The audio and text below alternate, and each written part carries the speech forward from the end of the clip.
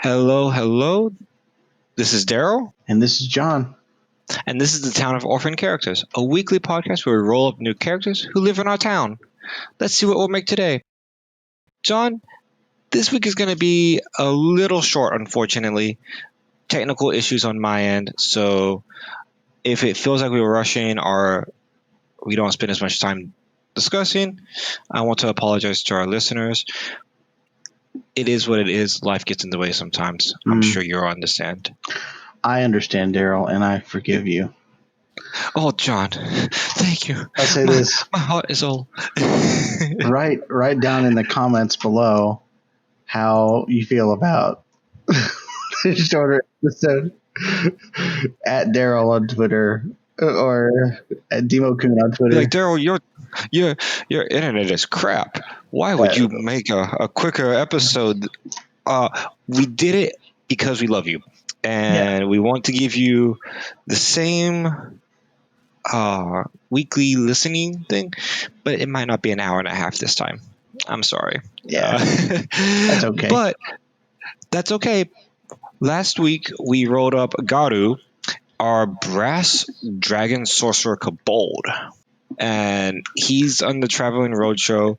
It's interesting for him because he is so just creative. I feel like as a character, so fun. Yeah, I love it. And normally this is this part where we talk about like what kind of house they would build, or like I feel like Garu lives in the D&D equivalent of a van down by the river. Yeah. He's just got a wagon. It's a wagon full of like, all of the accoutrement one needs for selling pottery of various questionable origins. Yeah. I actually was thinking that maybe he got caught by Red Sora. Oh, yeah. Red Sora would see right through that shit. Yeah. And he basically like to try to work off his debt to Red Sora and like some other, because now we have people who are actually in charge of keeping the peace, with like, who was it? Ginny Frost, I think it was. Oh, yeah. And so he reports her. The kobold can't leave. He's a little afraid. So he's in a little shack and he's working off his debt now, and like trying to be the best little kobold he can be. Look, I'm not a bad person. No, not at all. So, yeah, and he is particularly interested in spunky time travelers and space exploration. Yeah, I think he's also totally going to be spying on folks. Yeah. I mean, the interesting thing that being a kobold, he just adds more of that spunky variety that we have come to know and love about our little town, with two humans and then a menagerie of other bizarre races. Yeah, like our town is super colorful. There's no consistency. Our town is like the Mos Eisley Cantina at this point. Like, you just walk in and there's weird music and I have strange creatures everywhere. There has been never a more villainous. What is it? I can't remember the quote correct. But scumbag and villainy. It's a wretched hive of it. But less scumbag, more confused monster races. Just bohemian 30-somethings. Yeah. Trying to get along with each other. There's never been a greater hive of bohemian 30-somethings of millennial strife. And they're just like, you go into town and there's just like a bunch of them just playing bongos and things like that, and like, but yeah, so yes, there is like nothing going on with these characters. Like, that is the typical, I don't know, D&D party setting for no, like, not at all. We don't have that. No, none of that. But For those of you who are new, what we do for each week is we roll up our character through race, gender, age, and alignment and abilities. And throughout this, occasionally we may roll up a whimsy dice, which is just us having fun and trying to throw a monkey wrench into whatever character we are making today. So, Yep. let's dive into the meat and the stew of everything. Oh, stew. It's like 6:30 in the morning. I'm thinking about stew. Daryl's hungry this morning. Yeah, I'm super hungry. We have 30 different races to choose from. John, would you like to roll Yes. both dice, Sure. please? Sure. I'll roll a 20 and a 10. Yep.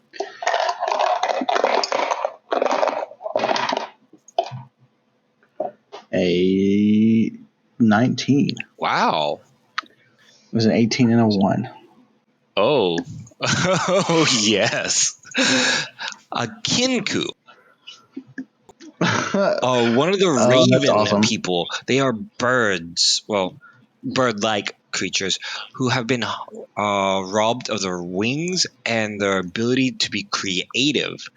They have amazing memories, and they can mimic anything they hear, but they do not have their own voices, and they do not have the spark of creativity inside them, which is a really interesting kind of character to play. Now, I am familiar with the Kenku because I have a buddy who draws his D&D characters, and he draws a Kenku thief. Yeah. So shout out to my friend Elliot Boyette out there on the internet. I don't remember the name of his Kenku thief, but the artwork he does is pretty awesome. Yeah. So this is another. He's a medium size, but they don't get typically bigger than 5 feet. They have the ability to expertly duplicate other creatures' handwork, handicraft, and handwriting.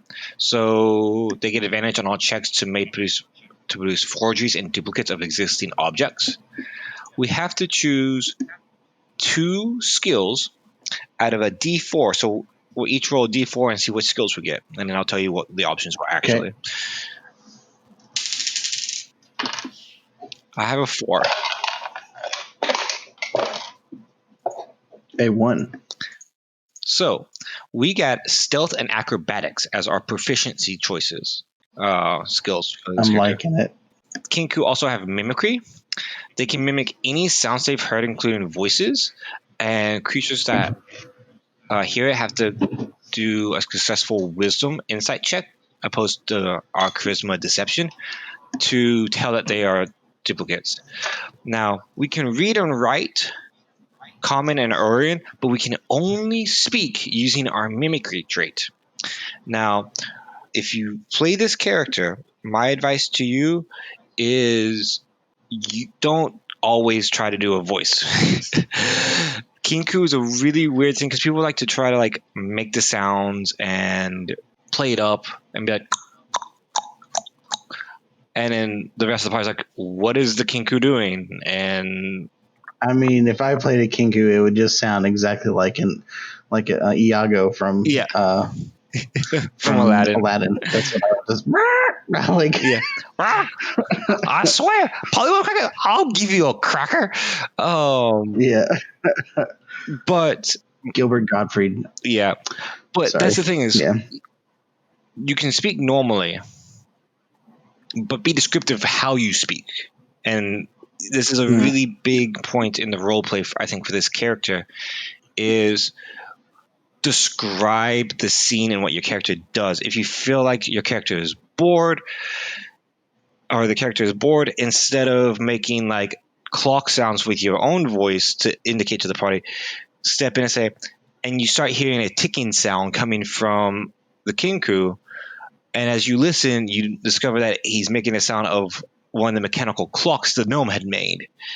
And describe the sounds for the people. And if somebody doesn't understand what the sound is that you are doing, then you can voice it in there. But you don't always have to do the voice in the sound effect. That's you basically, unless you're the dude from the Police Academy movies, then you probably don't want to attempt that. No. Yeah, I don't think I would. I wouldn't be doing a lot of like sound mimicry. At most, if I was really into it and it didn't annoy the crap out of my play group, I would maybe have like a soundboard of sound effects. And I think that would be the most I think that's would fine. go for. Work with your group. Have a few. Occasionally, it will be in character for you to do something like that. So I'm not saying don't do it. Occasionally, you will want to do it, but you know, don't overdo it. Don't always be in that. Yeah. Don't limit yourself from expressing.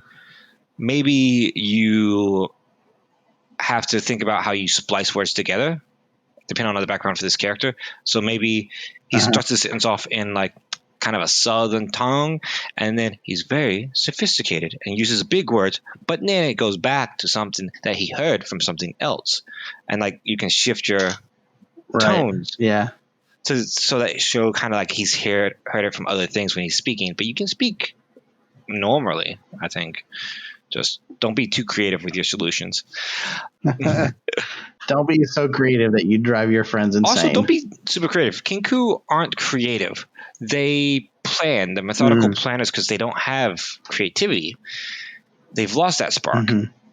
So they can't, like, don't expect the Kinku player to come up with an elaborate plan or like off the charts. You can still be creative, but think about how he might have seen or heard about this kind of plan before and is implementing it and what he kind of expects. Let's find out, before I said he a lot, let's find out the gender and the gender expression of this character. He is a bird person. Again, another weird race that, how do we express gender in this character? It's a bird. Most Kinkus look like ravens or crows with the plumage and stuff, so you can do something like that. But for our gender expression, we roll a d6 for born as and a d10 as presents, and we choose that from there. John, what are you feeling today? Do you feel like presenting or being born as? I don't recall what I rolled last time, so I don't have a preference. I'll be present. Whatever. I'll be the d10. Okay. So you'll do the d6. All right, so I'll roll a d6.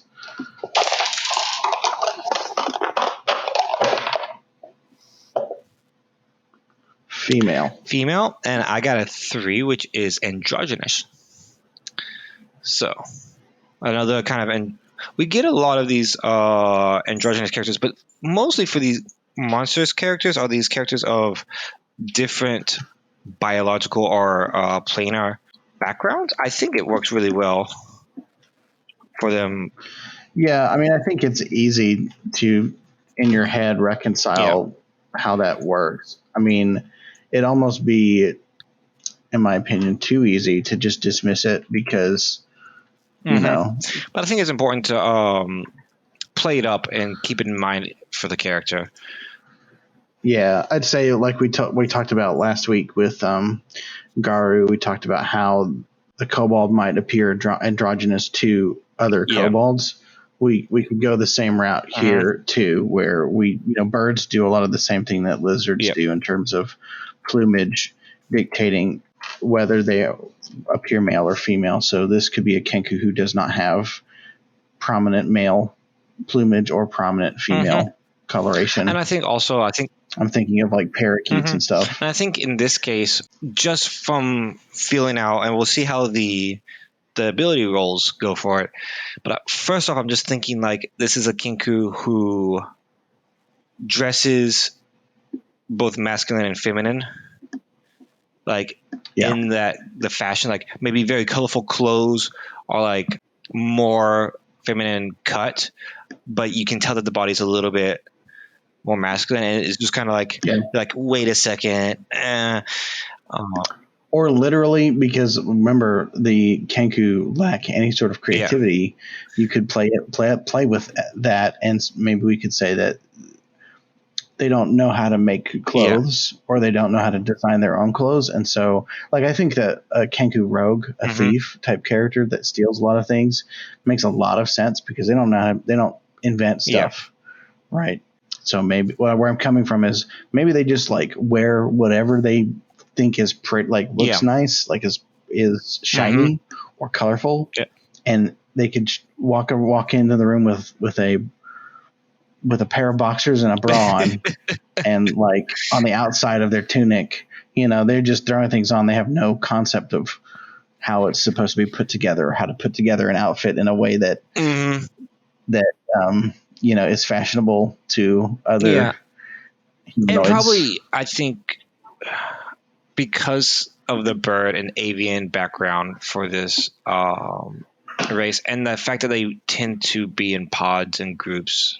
We're not just talking about the descriptive clue, but like this is probably a character that has learned some skills like sewing and cooking within its pod and takes on these kind of roles for it, but at the same time can be, maybe they express like very aggressive, but they do other things in some of the races that would signify a female role or something like that. And it just this character, because they're not creative, it just sees the practicality of I should be able to do this, I should be able to do this, I'm copying this, and it doesn't. So because we don't want to present it as too fluid, as if it shifts between things, but that's true. Yeah. But it expresses both masculine and feminine traits at the same time, is what we're trying to get at. And when you play this character, you have to think about how it's not just like how the other characters perceive them, but the roles that they're doing, I think. And that, as a kinku, that's really interesting because you do remember and you have very good memory and copy abilities. So you see skills and you copy things, but you don't address the social norms for it. So like it messes with other people and you just don't, you're not choosing to be more masculine one day and feeling as if you're a guy, and then the next day you're like, I feel more feminine today, I'm going to do a lot more. It's just naturally both at the same time. So next we got to do our age. Now kinku live shorter lifespans. They live up to 60 years and they reach maturity at 12.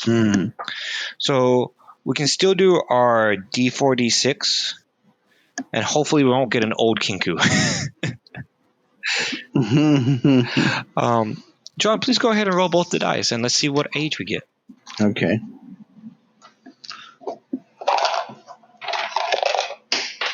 I just dropped one, but it's not one of the ones I need, so I'll get it in a second.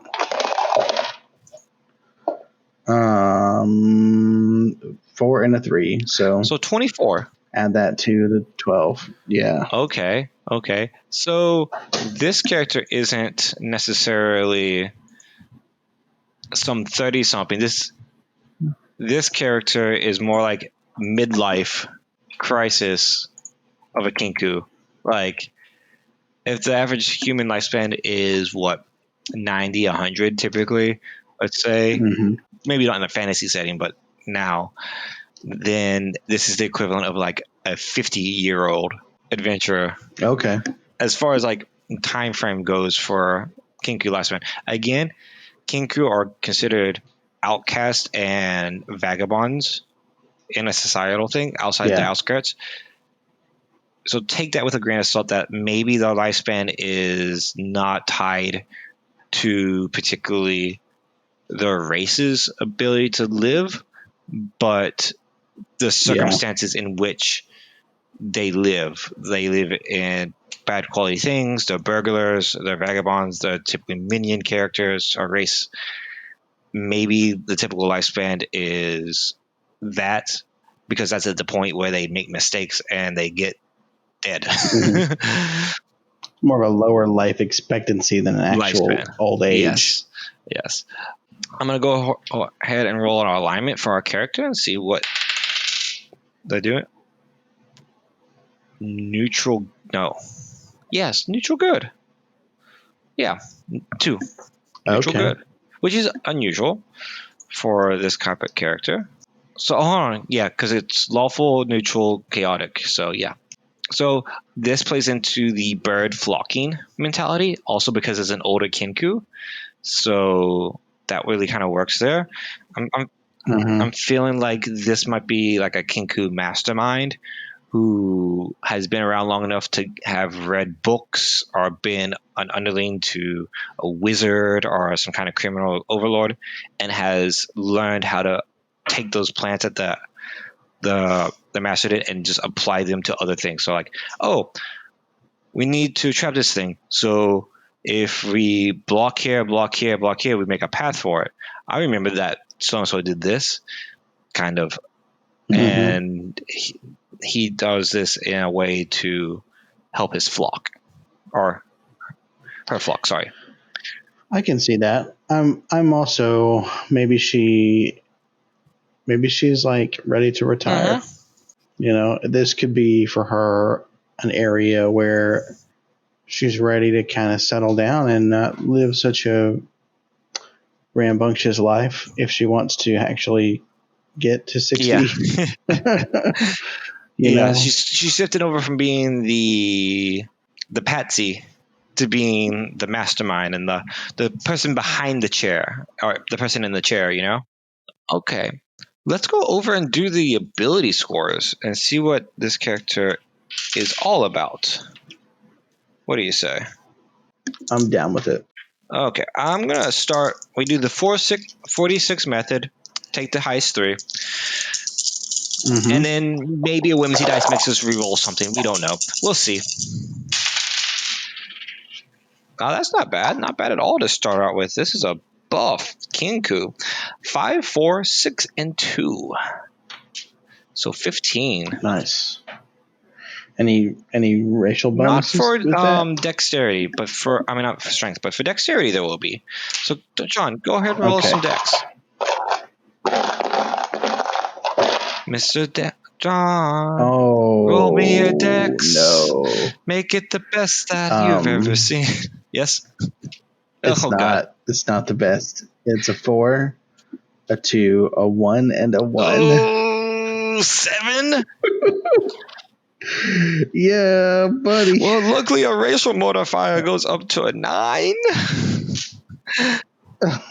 Oh, that's sad. Maybe there's a reason why this Kinku wants to retire. I got a 5, 5, 4, and a 3 for the Constitution. Okay. Okay. John, roll us an intelligence.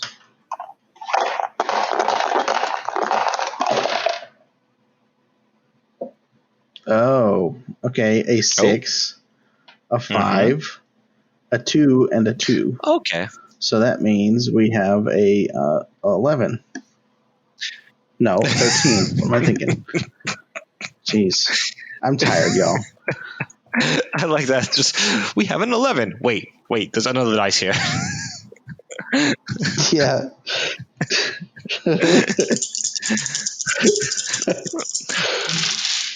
And for wisdom, we have a 6, a 4, a 3, and a 1. So a 13, but with a racial modifier of +1, so it's going to be a 14. John, save us with the charisma roll. You're our only hope. Yeah. Okay. Well, good luck. Let's see.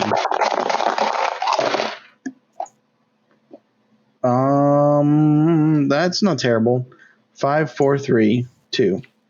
So, and yes, that's really what I rolled. So a 12. Okay. I'll show it to you on the camera. There they are. Yahtzee. Yeah, so 12. So for those of you keeping track at home, again, stop, go to Patreon, become a patron, get the character sheets. But just so you can listen and follow along with our things, we have a score of 15 for strength, 9 dex, 14 constitution, 13 intelligence, 14 charisma, not 14 charisma, 14 wisdom, 14 wisdom. and 12 charisma. So this is a very stocky, heavy set Kinku. Like this is the ostrich of Kinkus. This is a Kinku tank, not a Kinku rogue, not a dexterous Kinku. Yeah, not a rogue. Yeah, that's interesting. Actually, I want that makes the character more interesting to me if we happen to get a class that is totally different than what the sort of typical. I like so back in what was it, third edition, Kinkus had blade masteries, and they had a racial modifier, and they could use any bladed weapon like swords, all the sword training. And I had a really cool way of building with an elven greatsword because it used finesse for dexterity, and a Kinku with a great weapon that was dex base. Nice. And then since it was finesse, if you did a rogue, you could backstab with it and sneak attack with the great sword, which is just ridiculous. And in this case, wait, that sounds a little broken. It was a little bit broken. That's like Skyrim levels of ridiculous. Yeah, I loved it. It was amazing. But with this character, I could see. So again, we see maybe this character has a slight limp. Maybe they've broken some of their bird bones and, can't move as quickly. Maybe they have had an injury for the low dex. Yeah, she's older now. She maybe is not as light on her feet as she was. And as a hatchling, but still fairly intelligent, wise. The charismatic is applicable, but not too much. But that's really good for our deception skill. So I can see this being, maybe she's a bit larger. She's up to the 5 foot mark of a Kinku. She's a little bit bigger and bulkier. Very sharp looking beak, maybe. Maybe she relies on intimidation. Yeah. We'll have to see. Maybe, yeah. What the background says. So John, I have a whimsy for you. I would like you to roll a D10. Now, the first 3 options are going to be character traits and quirks. But 4 is going to be additional levels, and 5 is going to be a reroll of an ability score. Okay, so that's a D10. Yes. Okay. That was a 10. That's a reroll of an ability score. Oh, do you want to reroll the dex? No, we don't get to decide that, man. You have to roll a D6. Oh, we don't. Oh, well, let's hope for the dex then. Woo. You want me to roll this one too? Yeah. So is it going to be just a D6? I'm just wondering which number. You know what? You just tell me which number. I'll roll the dice and we'll let it be a surprise. Let's go. You decide. Do you want to go up and down, or do you want to go across? Oh, don't. Yeah, well, it's whimsy.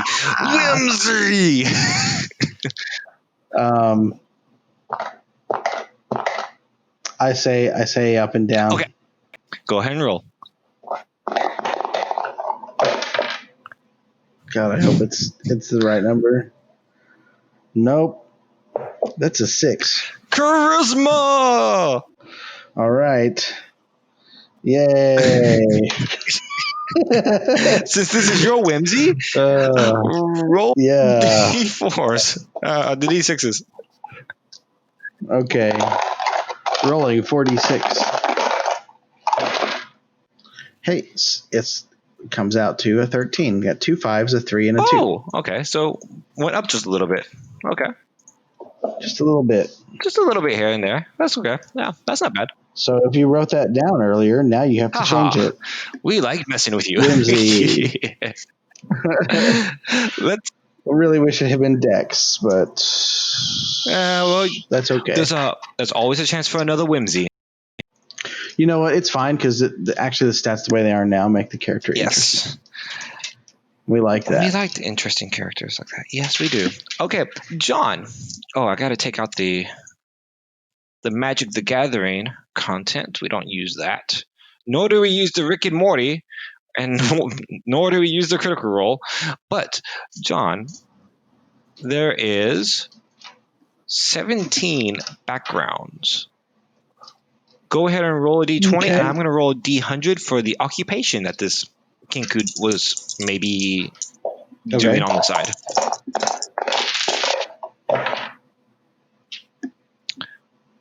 Okay. Okay. If I roll a 20, do I re-roll it, or does it just roll right back around? I did a wraparound last time. We can do a wraparound if you'd like. Sure. That what a waste of a d20 though. I mean, But you could roll it again, and you could choose. A natural 20. Let's just wrap it around. It's fine. For the occupation that this character was doing before was a brewer. Okay. Which is interesting and fun. Maybe they worked in a brewery or whatnot. But when we wrap around, we get 18, 19, 20. Criminal spy as the background. Oh, that's super interesting. So this suddenly screams that this Kinku was part of a moonshining operation to me. She's a moonshiner. Nice. That's the reason why she's not so dexterous and she's stronger.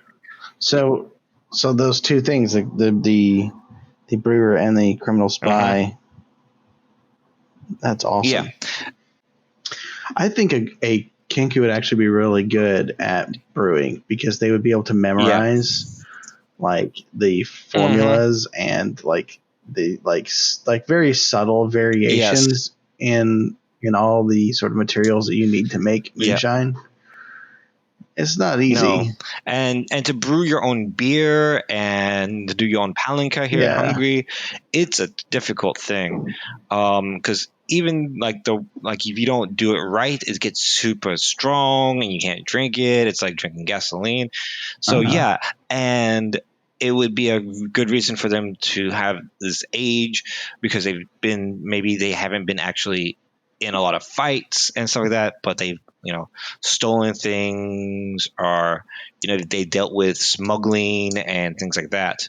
So just because they're a criminal or a spy doesn't mean that they've always been murdering and thieving. It could just be that they haven't been following the laws, and the laws say that you have to have a business license or be checked for things. Now this does somewhat bust our alignment though, right? How does a good neutral good character become because they're not lawful. Because they can break the law. Neutral good folks do the best they can to help others according to their needs. Right. So the character doesn't really care about the law so much. Again, if we go with Appalachian history, both from Tennessee, so the moonshiners and stuff like that in the hills typically flaunted the law, and they were doing it for their families. So this could be a way that this character was trying to get income for the nest for other Kinkus. We got to sell this moonshine to pay grandma's medical bills. Yeah, pretty much. And then maybe again, this is probably another reason why this character probably wasn't doing a lot of murdering or violence per se in this underworld connection, but more of just sketchy smuggling things and stuff like that. Maybe taking shiny things off of rich people because they don't need all that, and we could use it because we're poor. Yeah. We get skill proficiencies in deception, and then I'm going to roll for the second one, which is going to be a 5 insight. That's really good. John, roll a d4s to find out what gaming set we are proficient in, along with thieves' tools. Nice. Magic the Gathering cards. 4. 3 Dragon Ante. I think we have a couple characters who can play 3 Dragon Ante. So if you pull them up and you see that, have a card game. It's always fun to play a dice set of card games against your fellow characters. It's a fun way of doing that kind of thing, instead of actually playing cards or whatnot, and bringing a character interaction in there. Now we get into our suggested characteristics. John, 2d8 for personality traits. All right. Let me find another D8 here. There it is.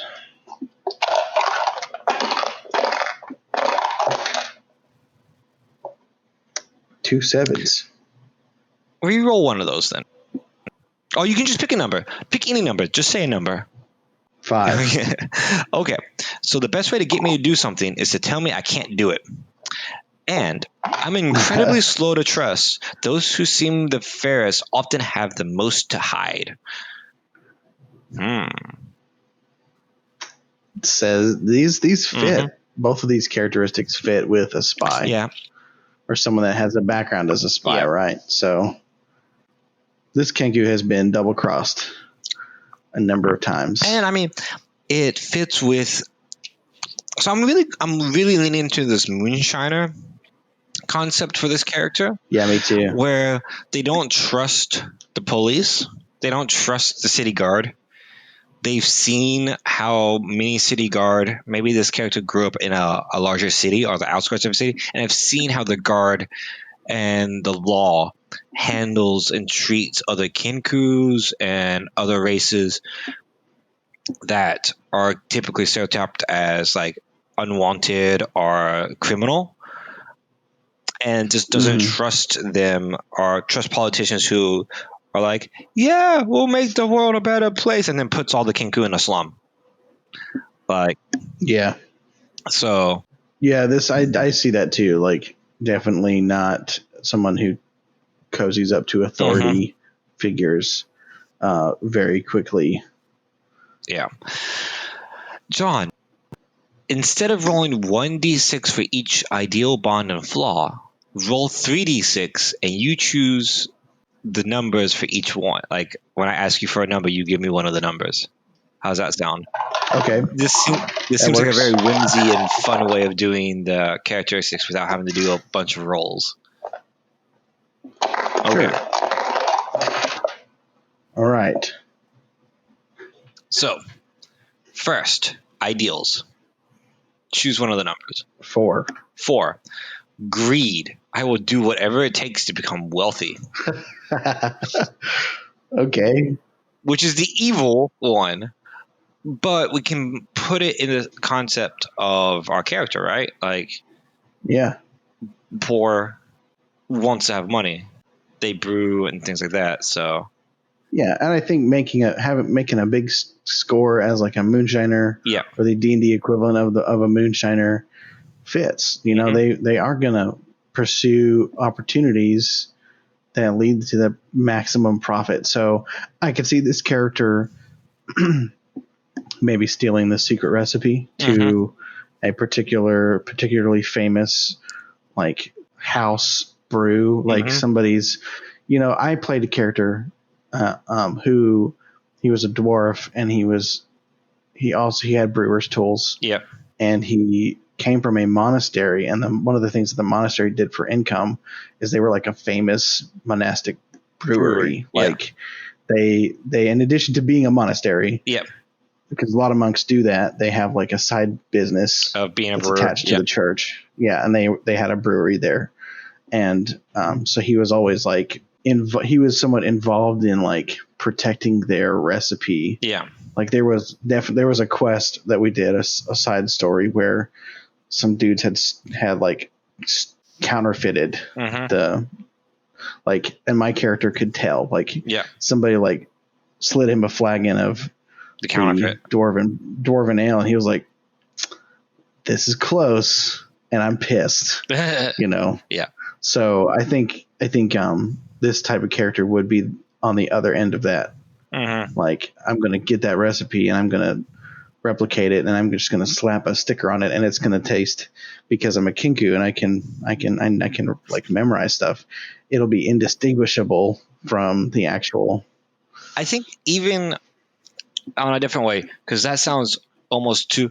They go, hey, that beer makes a lot of money. I'm going to make a lot of money. So this is the plan that I need to do. I need to do what they do. And they put that layer on, and then they take another brewery's beer and they layer it on there, and they're like building up a Sam Adams-esque of like 23 different flavors of beer. But they just plan out each one by taking other people's stuff. And then maybe they're like, okay, I don't want, because the kinku isn't creative, but they do follow the rules and the laws. So it goes, okay, I know that I could lose money if I get caught doing, taking somebody else's beer. I layer another beer on top of that, and I know that if you can add this flavor, this flavor, this flavor, this flavor things, and they make tests and they slightly alter it so it's not exactly the same. Maybe. I mean, that's like you're saying through methodical experimentation rather than through like creative Yes. means. Yeah. They don't have, it's not born of them having like a sudden inspiration. No, they're literally sitting there like testing and trying to create something that is competitive. Yes. And they'll use somebody else's brew as a baseline. Yeah. And they'll just tweak it. It's literally just tweaking the values. Yes. They don't Got it. Like this Kinku probably has never like come up with an idea to brew a specific beer on its own. Like, a cherry beer would be wonderful. It goes, hey, I heard that guy just say that he really likes cherry beer. Okay, cool. And then it goes over and it's drinking some beer, and somebody teaches them how to make a cherry beer or a basic beer or something like that. And he sees other people trying different things. It's like, okay, you try new things. Let's add this and just throw something in there. Unless somebody else teaches them. Or even like they don't have cherries, they have like some other type of berry and they just put that in there instead. Yeah, pretty and much. Everyone's like, oh my God, it's blueberry beer. I don't know. John, choose a number for the bonds. Which one? What did you roll for that? Let's just choose one of the leftovers. 6. A 6. Someone I love died because of a mistake I made that will never happen again. Maybe they were selling the moonshine in the wrong area, and one of her they got caught. One of her like proteges or her prodigies, because she could be a mother. This could be like one of her children, one of the Kinku children, got caught or killed. Oh man, that's super sad. I dig it. Yeah, and that's one of the reasons why she started doing the adventuring life or whatever, because we don't even know what class she is right now. So yeah, one of her children was captured or was busted on one of her runs. And ooh, that's so. I hear like the sad Naruto violin. Yeah, the sad anime music. Yeah. What's her flaw, John? What number did you get for that? That's a 5. I turn tail and run when things look bad. That fits really well with that. Like, oh yeah, totally. I mean, maybe she had to leave that person behind and escaped herself, and then they ended up dying. Oh, couldn't get out. Oh, yeah. What if it was her mate? Oh no! Like, I love it. Oh, I love it, man. Okay, so John, we have to decide: was it the mate or was it her child? One of her hatches or one of her flock? Roll number. Like odd, it was the mate. Okay. Even I'm going to say child. Before we roll it, we're going to leave it up to the dice. But I'm going to say to me, because of the character's age, I do like the idea of it being a child. So I kind of hope that's what it is. Let's say odds, child, even, mate. Okay.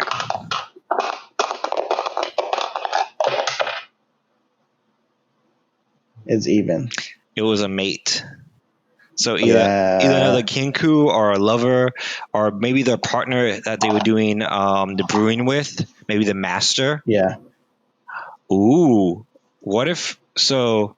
Because Kinku learn from a bigger figure, and they learn their skills down basically, but they always retain that. So they were with a brewmaster. Maybe it was the brewmaster, the person they were learning the brewing from, the person who was like a father figure for them. Okay. Like not just like a mate. It's not exactly a mate, but it could have been a mate. Yeah, it could have been. But like the partner in the brewing, and like they were getting older and they got caught, and that one stayed behind to defend her while she escaped, and they ended up dying. Yeah. I like that, and I want to add. Well, I guess what I'm thinking is it could be that if this character, I leave this up to like whoever actually picks up the character sheet and decides to play the character, but to add more detail into that, like that could be just based on the different stuff we've actually added or discussed. That other character doesn't have to be a Kenku, so that person could have been the creative half of their operation. Mm-hmm. Sorry, it took me a minute to get there, but it could have been another race. Yeah, totally. Who had the ability to, and she was there learning, and they like developed a relationship and became romantically involved, and so it's like a mentor and partner and lover who died because and if you think about it, she made a mistake. Mm-hmm. And ravens and crows, if I remember correctly, tend to have the same mate. Mm-hmm. And so this could have been, I think so. It could have just been romantically involved together, and so it was quite devastating to have a long-term mate or partner, in this case, die due to her mistake. Mm-hmm. So, John, we need to decide what kind of class this character has, and judging by the stats, honestly, I kind of want a barbarian. I think like she's not a barbarian in the sense of like always raging. Like she might not have a rage, but with the being in nature, ancestral spirits, brewing, like they channel her inner rage of just frustration and stuff, but also because maybe her partner was from a tribe and this is where they learned how to brew and it's part of a ritual and they go like that.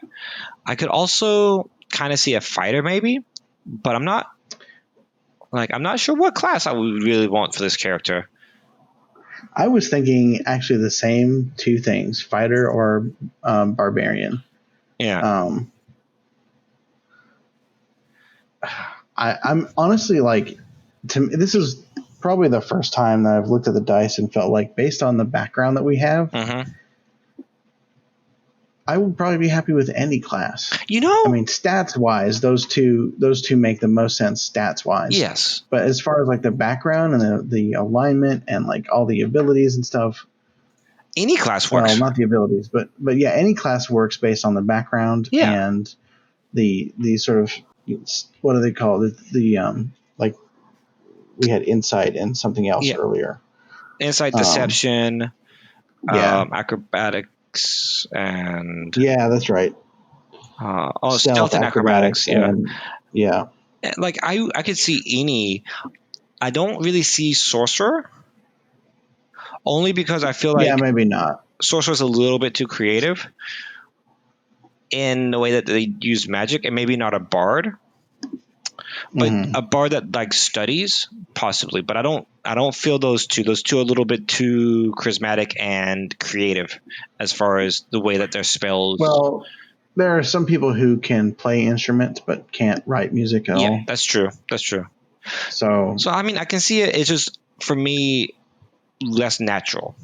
With that thing, but that's just from a racial point of view. But really, anything really fits. Maybe not paladin. Yeah. Maybe not. I think you still any of these you could make it. You could stretch it. Yeah, you could make it work just within the framework that we've already created. Yeah, totally. It could work. And it doesn't necessarily have to be like just because she had a criminal background and was a brewer doesn't mean that necessarily she's still a criminal. Yeah.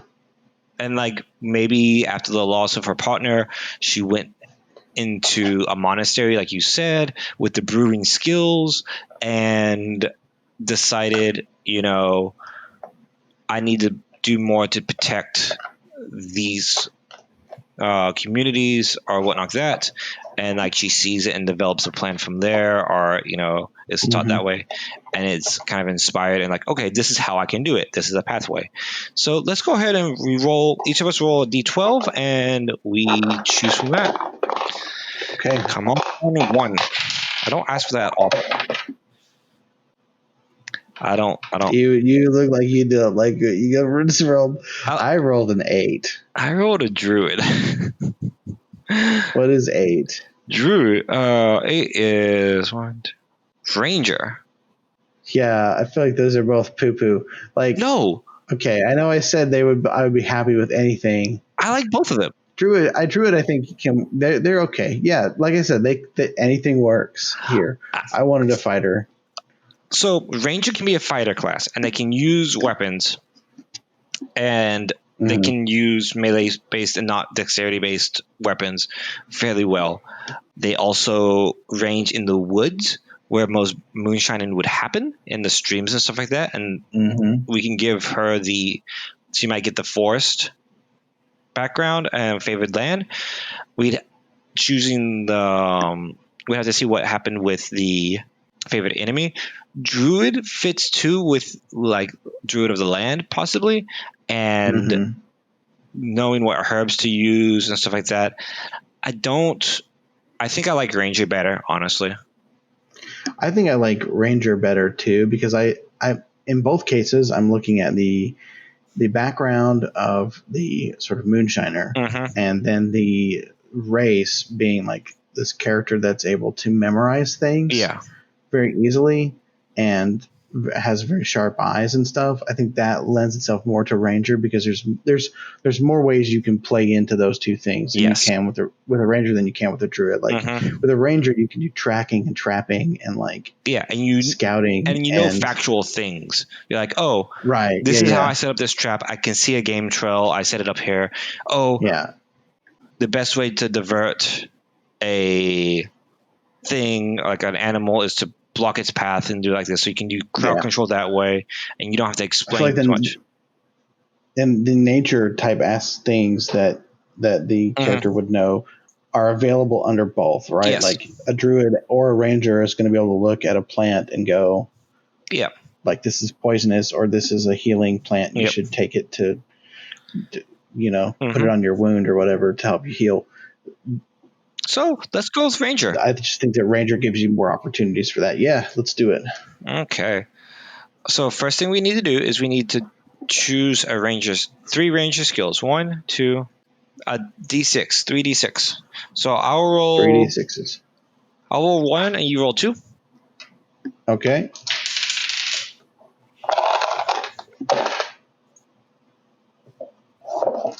A 2 and a 5. So we have investigation, nature, and athletics. Okay. Which all work really well. Now let's choose our favored terrain, which is a D8, John, please. Okay. Oh, this one could really mess things up. So it can be like the water, ocean. Yeah. 5. Luckily, no. 1, 2, 3. Grassland. Okay. So they're equipped to survive in the grasslands and stuff like that. So maybe they were brewing out. Maybe they come from a plains area. So and that's where, or maybe that's where she moved to. Not necessarily where. Well, you also did describe her earlier as an ostrich. Yes. So we could play with that too. Like maybe she is sort of an ostrichy type of Kenku. Yes. Okay. So now we have a favorite enemy, and we have to choose a language and a favorite enemy.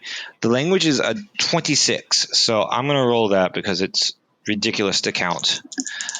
And then I'll give you the option to roll who we hate.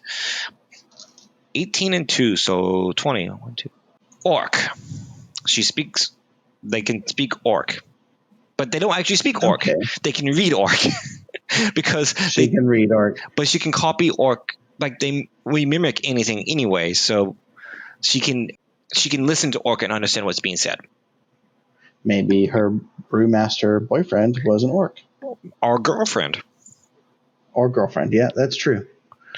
Let's see. I'm going to roll what set of dice? 12, 13, 14. Ooh, it's 14. I don't know what the best way to make a 14 is. Roll a d20 and hope that you roll under 14. Okay. I could no because D8. Yeah, I mean D8 you could do 2, and then I could roll a 10 and a 4. You say 14? No, I think 2d8 is better because if we roll a 15, it's 1. So Okay. Yeah. and then the All 16 is right. just a reroll. You're just too lucky. Right. You can choose a number. All right. I rolled a 7, a 6, and a 1. Okay, 1, 2. Faye. The Fae. Wow. I'm calling it right now. The orcish boyfriend or girlfriend brewmaster was killed by the Fae. They were killed by a drunken satyr party. Oh no, that's amazing. They delivered to a rave to a bunch of satyrs that they didn't know. The satyrs went hog wild, were having a gay old time partying, and something happened, and they got angered, like the brewmaster like spilt the beer or something like that, or they realized that it was a forgery and got aggressive, and they held off. Belligerent and turned into a fight. John. Oh look, I had the flaws right here. Cool. Time for another whimsy. Yeah. Roll a d6. Now I like this character so far. So here's how it's going to go, John. Before you roll the d6, 1 is going to be interest, right? A character flaw. 2 will be again an ability score change. Okay. 3 will be another character quirk or flaw idea. 4 will be levels, additional levels for the character. Okay. 5 and 6 will be other character generations. So flaws or quirks or features or speech. Got it. Okay. All right. Roll the d6. 3. So that is actually the character flaw. So you ready? I'm gonna hit Flossify and see what we get. Okay, on the count of 3. 1, 2, 3. Your character is short-tempered and gullible. Okay. That doesn't mess anything up. No, it just makes the character more interesting. Like maybe she lost her temper with these the Fae, the satyrs, and that's what started the fight, man. That's what started the satyrs going crazy and ended up killing. Killing dude. Okay. Or dudette. So that's pretty interesting. Now it's up to you to decide on the armor and weapons proficiencies that you would like to use. We're not going to give the equipment.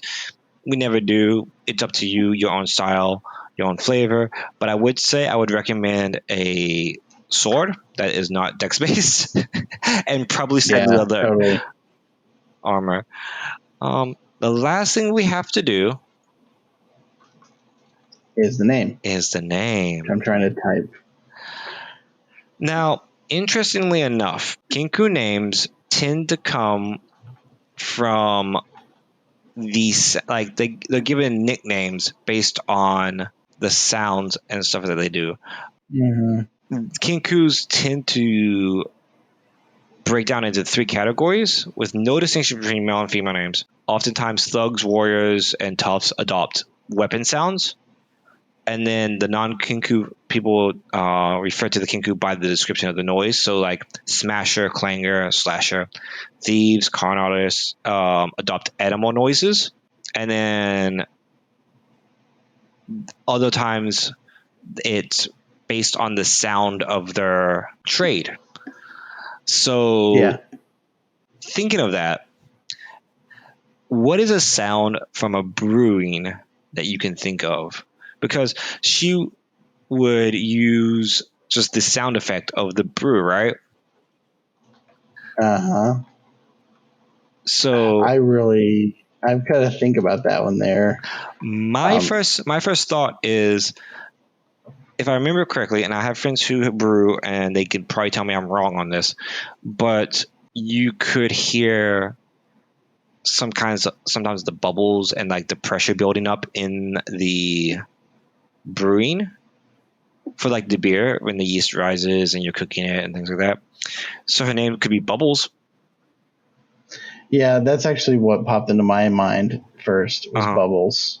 I mean, the other kinds of stuff I'm seeing here is like boiler room, bottling, beer boxing and packaging, canning, sounds, factory whistle.